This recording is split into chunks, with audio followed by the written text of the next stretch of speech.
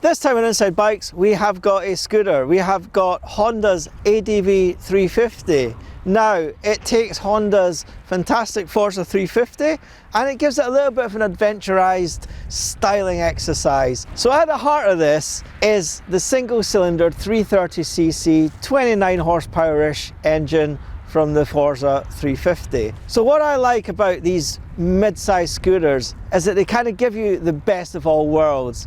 They're fast enough to keep up with traffic, they're compact enough to be as agile as a 125 scooter, and price-wise they tend to be a lot less expensive than the big scooters like the Yamaha T-Max.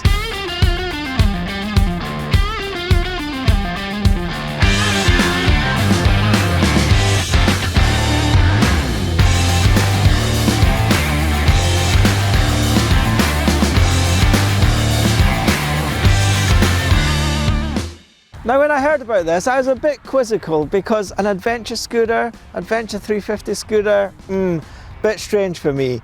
But I think in the car world this is what they call a crossover. It's not really designed to be ridden off-road.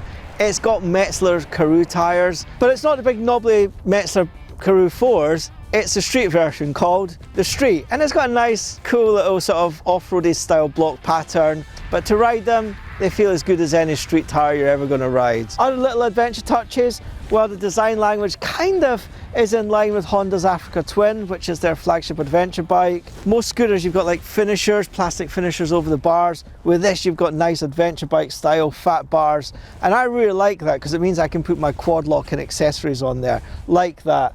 Likewise the screen, the dash, in line with what you'd expect from an adventure bike. So all throughout the ADV you've got those little adventure bike touches, and it feels a little bit more sort of motorcycle than perhaps the Forza, which feels a bit more sort of car derived in terms of the plush dashboard and stuff on it. So yeah, the screen, the dashboard, the handlebars all give it that adventure bike feel.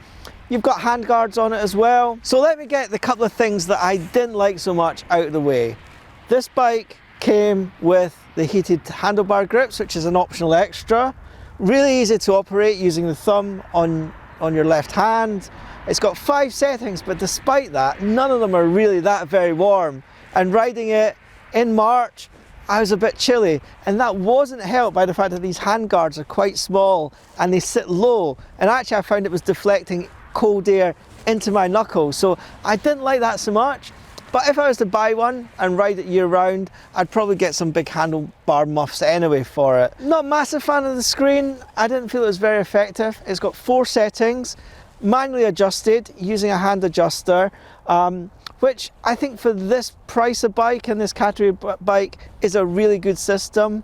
All I would say though is that the Forza 350, which is an identical price to this, has an electric screen which I think is more effective.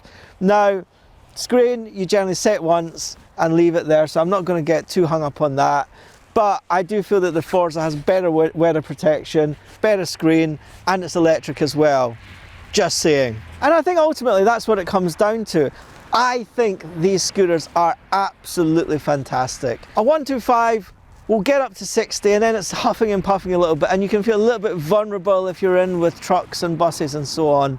This will stick with traffic and still have plenty in reserve. It'll sit at 70 all day long, inclines, doesn't really affect it. If you've got a lot of luggage on board, you've got a pillion, it'll sit at 70 miles an hour.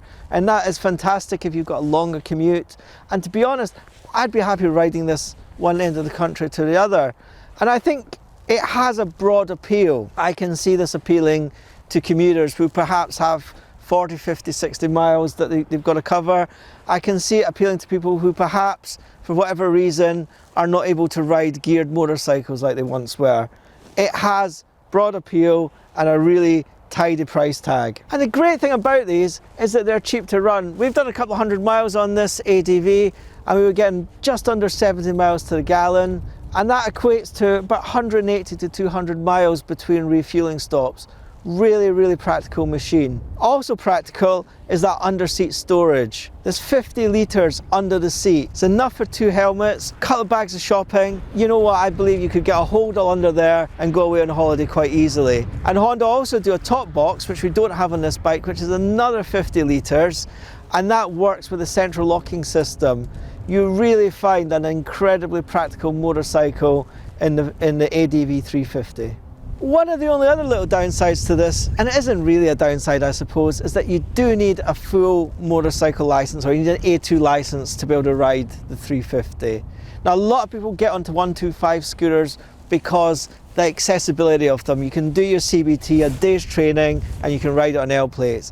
With this you do need to go through your test, but what I would say to you is that you may find it's really worth it. If you are commuting 40-50 miles a day, if you're taking a train and on a train for a couple of hours a day, you may find that it is well worth investing in your test, investing in a motorcycle like this, because they are so practical, they give you so much freedom, and you might even save a few quid into the bargain. And there's not too much actually out in this sector.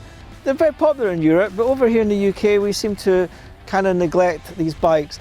You've got Yamaha's X-Max, which is a little bit more expensive, a little bit more premium in some of its features and finishes, and then you've got the two Hondas, the Forza and the ADV. Which you prefer? It's probably your choice really. For me, I have a slight preference towards the Forza. I just prefer its sort of GT styling as opposed to the ADV, but to be honest, whichever one you go with, you ain't going to go far wrong. These things are brilliant, they deserve to sell more. Read our full review on Inside Bikes, where you can get all the tech specs and more.